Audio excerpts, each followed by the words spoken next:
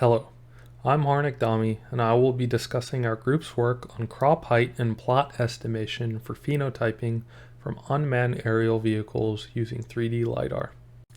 The goal of our project was to make use of a UAV with a 3D LiDAR to automate dull tasks that are performed by farmers. Particularly, we wanted to help in the area of crop height estimation. Accurately measuring the heights of plants can be a manually intensive task. We specifically looked at row-based crops that are used for phenotyping and that were structurally aligned within plots. We also wanted to perform detection of the plots within a farm. Our work has two main contributions. The first is a suite of point cloud tools for use with a 3D LiDAR sensor to process data. These include open loop mapping, data filtering, plot clustering, and height estimation algorithms. Our data was collected from a wheat farm, and we've made these datasets publicly available as well. We also created a toolchain to generate virtual plot-based farms with a varying ground terrain that can be manipulated with parameters. Here, we highlight the comparison between our work in the right column and previous work. One key difference is that we mounted a 3D LiDAR on a hexacopter. We also provide a simulation pipeline and perform 3D map generation and ground plane estimation. Our UAV frame was the DJI M600 Pro. The UAV comes with 3 GPS antennas that help increase the location accuracy compared to a standalone antenna found on most systems. Our onboard computer was an NVIDIA Jetson TX2. We also mounted a Velodyne VLP-16 3D LiDAR. The 3D LiDAR consists of 16 channels and can refresh at a rate between 5 to 20 Hz. It has a range of 100 meters with an accuracy of plus or minus 3 centimeters. We went with a 3D LiDAR due to the increase of received data compared to a single-channel 2D LiDAR. With a limited flight time of UAVs, access to more data is beneficial. The algorithm can be broken down into multiple stages. We take the 3D LiDAR scans and drone location as input and then transform them into a world frame. Then, we stitch together a world map. Once the data has been filtered, we use the k-means clustering algorithm to determine the plot locations. With these clusters, the bounding boxes around each plot are found. Lastly, the height of each plot is estimated. Here on the left, we see the flight of the drone over a wheat field. The video on the right highlights the open loop map building. As stated previously, the 3D LiDAR scans along with the UAV location data are used to stitch together an open loop map. As the UAV moves along the wheat field, more of the map is stitched together. We use the Voxel Filtering algorithm available in the point cloud library to filter our data. Due to the small movements of the UAV from wind, the raw data can quickly become a bit noisy. The voxel filter was used to downsample the data, as can be seen in the images on the right. By averaging the points within a voxel, the size of the point cloud was reduced from 44 million points and a file size of 1.2 gigabytes to only 700,000 points and 23 megabytes. The raw data is still used in a step further down the pipeline that we discuss later. Some other processing tools were also implemented to help filter the data. A crop box filter was used to get rid of all points not belonging to the farm. Lastly, a recentering tool was used just to recenter the point cloud along its midpoint.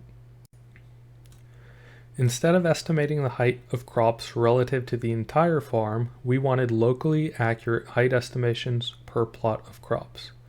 We could implement manual plot detection, but as the farm size increases, this gets more and more intensive. Currently, the entire pipeline is not fully automated yet. The expected inputs currently are the number of plots as well as the expectation that the plots are organized in an ordered grid.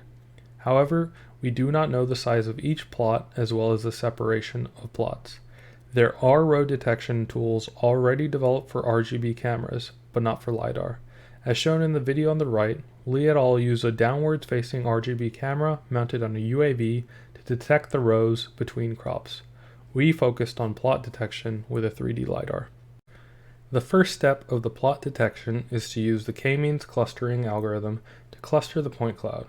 First, the ground was filtered out using a simple Z filter. This filtered data, along with the manually determined k, were given to the k-means algorithm. Next, the minimum oriented bounding box of each cluster was computed. These are shown in the image. Not all of them align up with the plots, but a decent amount of them do. We take advantage of this in the next step. A voting scheme was implemented to fix the orientation of the bounding boxes. The data for each bounding box was collected: the length, width, and orientation. Each of the target parameters were quantized into ranges. The vote of each range would increase by 1 whenever a cluster's parameter fell within that range. The parameters for the range with the highest vote were averaged to get a best fit parameter. These were used to determine the correctly oriented bounding box. An example vote for the length parameter is shown. The majority of cluster bounding boxes had a length between 1.5 to 2 meters. These were averaged to get the length of the correct bounding boxes shown in the image on the bottom right. The best fit plot was used to create a bounding box grid on top of the dataset. This was used to extract the points matching to each plot. Currently, the grid is manually fit over the plot, but work on automating this process is being done. The best fit box lengths were extended so that some of the ground points between plots are covered. Every point within the extended bounding boxes was extracted and fed into the ground plane and height estimation algorithm. Later, the grid was used to extract the plot points from the raw data and concatenate it with voxel data to improve the accuracy of the height estimation. The first step of the ground plane and height estimation algorithm was to detect points on the ground of each extended bounding plot box. The plane model segmentation in point cloud library was used for this purpose. It is based on a ransack algorithm to find a best fit plane within a given dataset. It randomly selects 3 points, estimates a planar model, and applies it to the entire dataset. It keeps repeating this and saves the plane with the highest number of inlier points. In the image, the red points correspond to the ground plane found after using the algorithm. The blue points are the outliers. Next, we use the inlier points found by the plane segmentation model. These were used with a linear least squares approximation to determine a best fit plane model.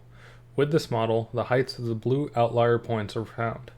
This is done by finding the distance of the outlier points to the ground plane model. The centroid of the plane and normal vector were used for the plane parameters. For our real-world experiments, plots of wheat were grown at Virginia Tech's Kentland Farm. The UAV flew over each plot and the LiDAR scans were recorded. This let us create a comprehensive dataset of 96 wheat plots. The ground truth was measured by hand by Dr. Lee and his team. 3 plants per plot were measured. The video shows the map building of the dataset. While computing the initial height estimation results, we noticed the voxel-only estimations were constantly underestimated. To improve this, we extracted the plots from the raw data using the grid and fit them over the voxel filter data. As expected, the raw data was noisy. To overcome this, the 99th percentile of the raw over voxel data was found to give the best results.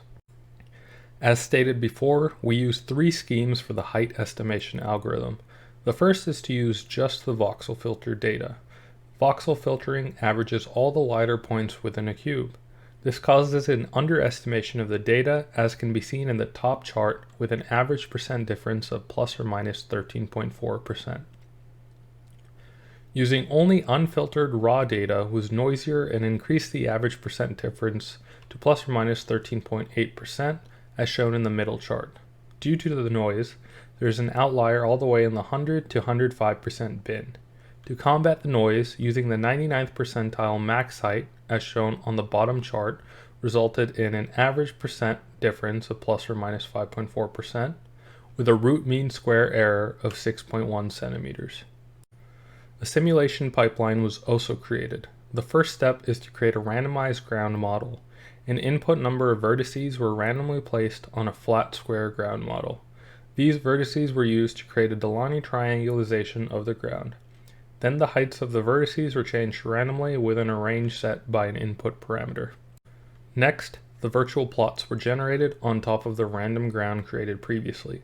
As input parameters, we expected the width and length of plots, the width and length between plots, the number of plants within a plot, the minimum and maximum scaling used for the 3D models, and row data.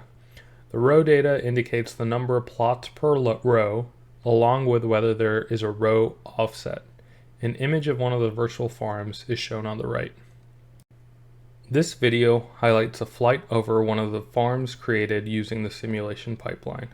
The RGB scale corresponds to the z-value of the point within the point cloud. As seen, the ground model isn't completely flat and has variation. We use the same height estimation pipeline for the simulated farms. On the left, we show an overhead image of one of the simulated farms with a variable ground terrain. The right shows the output after the data filtering step of the pipeline. We show the results from the simulated farms. With a flat ground model, the height estimation algorithm had an RMSE of 4.8 centimeters. With a ground model that varied in height plus or minus half a meter, the RMSE increased to 6.1 centimeters. Lastly, with a ground model with height variation of plus or minus 1 meter, the RMSE rose to 16 centimeters. Expectedly, as the ground becomes less flat and more variable, the RMSE of the height estimation algorithm increases. In summary, the height estimation had an accuracy of plus or minus 5.4% with an RMSE of 6.1 centimeters on a real-world wheat farm of 96 wheat plots. The plot detection gave an accurate representation of the bounding box plot parameters. The simulation results highlighted that the height estimation algorithm loses negligible accuracy on a realistic ground model. On the flat ground model, the RMSE was 4.8 centimeters versus 6.1 centimeters for the realistic model. However, with an increased height variation of plus or minus 1 meters, the accuracy dropped to an RMSE of 16 centimeters. As an initial study, the results are promising. However, there are some improvements that are needed. For the ground plane and height estimation, the algorithm is currently picky on the environment and terrain. The real-world farm was relatively flat. Therefore, the algorithm needs to be tested on more variable terrains in the real world and adjusted accordingly. Also, for the plot detection, we need further automation of the grid selection process along with the clustering. Further, we need to address the possibility of non-rectangular plots. Thank you for listening to our presentation. If you have any questions, feel free to reach out at the provided email address.